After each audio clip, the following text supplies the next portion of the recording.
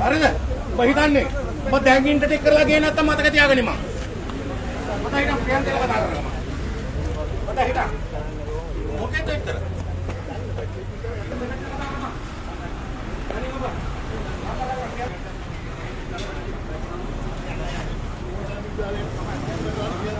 අජිත් මහත්තයා. හෙලෝ. ඔබ කතා කරලා කිව්වා මම ප්‍රියන්තල ගන්න නැහැ. මේ දෙකේක බේරගෙන යනවා. මෙතන හොඳ පොලිසිය කාර්යය. රස්සාව කරම ගමට ගියට තේරෙයිමද? ඉතින් මම දැන් දීලා යන්න. ඔව්. කොහොමද මගේ? ඔක්කොම උනේ. ඔතන ඉතින් මට නම්බර එක ගන්න.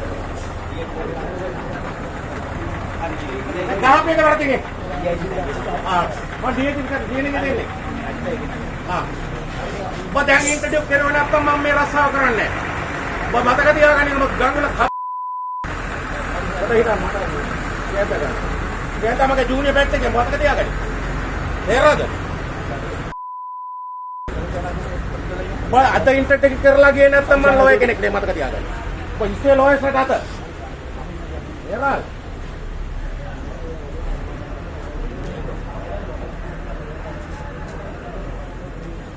ඔය කියන්නේ නමුත් මගේ රා ඉන්ටර්ටෙක් කරාම හරියට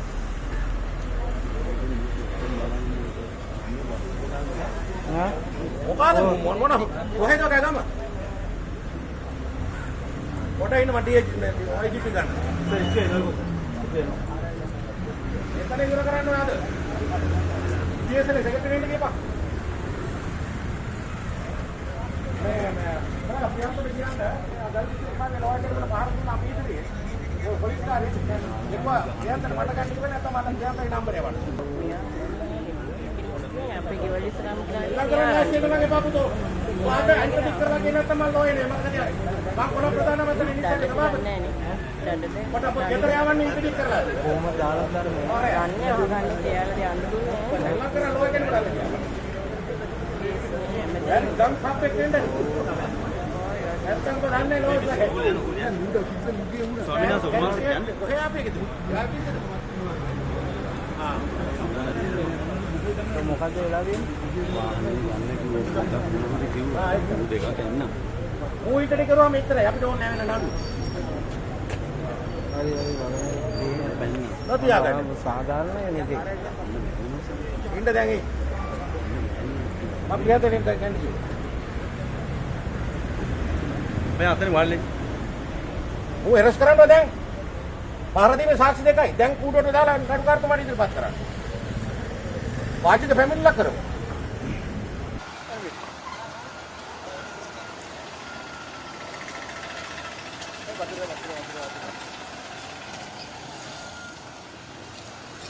මම සුභාෂණ සුභවික්‍රම ජාත්‍යන්තර මානව හිමිකම් සංවිධානයේ විධායක අධ්‍යක්ෂක. අද අපි ඊයේ සිදුවීමක් දැක්කා ඔබ සමග ජනමාධ්‍යෙන් දකින්න ඇති පොලිස් නිලධාරියෙකුට වුණ අසාධාරණකමක් අපි දැම්ම තියාම නිරීක්ෂණය කළා කියන අසාධාරණකමක් කියලා. මොකද ඊයේ දවසේ ගල්කිස්ස අධිකරණ භූමිය තුළදී යම්කිසි සිදුවීමක් සිදු වුණා. ඒ සිදුවීම තුළදී ඒ අදාළ පොලිස් නිලධාරියා ඔහු රාජකාරී කරන වෙලාවේ වෙච්ච සිදුවීමක් නිසා ඔහු අද බන්ධනාගාරගත වෙලා ඉන්නවා. එතකොට අපි තීරණය කළා ඔහුට ඒකපාර්ශවීය මම හිතන්නේ කරුණු ඉදිරිපත් කිරීමේදී ඒකපාර්ශවීය ඔහුට අඩු අවම වශයෙන් නීතිඥවරුවත් ඉදිරිපත් වෙලා නැහැ කරුණු කියන්න. එතකොට ඔහු තාම වැරදිකාරයෙක් නෙමෙයි. වෙච්ච සිදුවීම CCTV දර්ශනවත් පූර්ණ පරීක්ෂණයක්වත් කිසිම දෙයක් සිදු වෙලා නැහැ. ඒ මොහොතේ නීතිඥතුමාට අපි දන්නේ නැහැ වෙච්ච සිදුවීම මොකක්ද කියලා. සිදුවීමේ යම්කිසි ඔහුට යම්කිසි අගතියක් වුණා නම් ඔහුට ඒ විදිහට කලාකාරී විදිහට අධිකරණ තුර හැසිරීමත් විශේෂම අපිට පොලිස් නිලධාරීන් සම්බන්ධව අපිටත් ගැටලු තියෙනවා. අපි නිරන්තරයෙන් ජාත්‍යන්තර මානව හිමිකම් සංවිධානයේතර නිතරම ගැටෙන්නේ පොලිස් නිලධාරීන් එක්ක. හැබැයි මේ අභිමානවත් පොලිසියත් එක්ක නෙමෙයි. මේ වසර 150 පැරණි අපේ සියලු දෙනාගේම ආරක්ෂකයා වෙලා ඉන්න පොලිසියත් එක්ක නෙමෙයි අපිට මේ ගැටුම තියෙන්නේ. එතකොට ගැටුම තියෙන්නේ පොලිසියත් එක්ක නෙමෙයි නම් හැබැයි පොලිස් නිලධාරියෙක් කරපු ක්‍රියාවට ඔහු ඒ වෙලාවෙම හැසිරීච්ච ආකාරය ඔහු මේ වෙලාවෙම කියන මොහුව ඉන්ටර්ඩික් කරන්න කියලා. එතකොට ඒ විතරක් නෙමෙයි මම මොහුව බන්ධනාගාරගත කරනවා කියනවා. ඉතින් ඒ නිසා ඔහුට ඒ වෙලාවේ සිදුවෙච්ච සිදුවීමත් එක්ක අපි විශ්වාස කරනවා මෙම කරුණු වාර්තා කිරීමේදී එම පොලිස් නිලධාරියට අසාධාරණයක් ලක් වුණා කියලා අපි යනවා ඔහුද බන්ධනාගාරයේදී හමුවන්නත්. එතකොට එතෙන්දී ඔහුගේ රාජකාරිය සම්බන්ධ යම්කිසි ඉන්ටර්ඩික් කිරීමක් හෝ යම්කිසි නිසි ක්‍රියාමාර්ගයක් නිසි ක්‍රමවේදයකින් තොරව ක්‍රියාමාර්ගයක් ගත්තොත් අපි ඔහු වෙනුවෙන් ඉදිරියටත් පෙනී සිටින අපි මානව කමිෂන් සභාවටත් සඳුදාට මේ සම්බන්ධ පැමිණිලි කරනවා. ඊට අමතරව එතනින් එහාට මේකට සාධාරණයක් සිද්ධ නොවුනොත් අපි ජාත්‍යන්තර මට්ටමින් උනත් මේකට ඉල්ලීමක් කරනවා. මොකද පොලිස් නිලධාරීන් කියන්නේ හැම විටම පීඩනයක් යටතේ වැඩ කරනවා. ඔවුන් රාජකාරී වෙලාව ගත්තත් ඔව් අධික වෙලාවක් වැඩ කරනවා.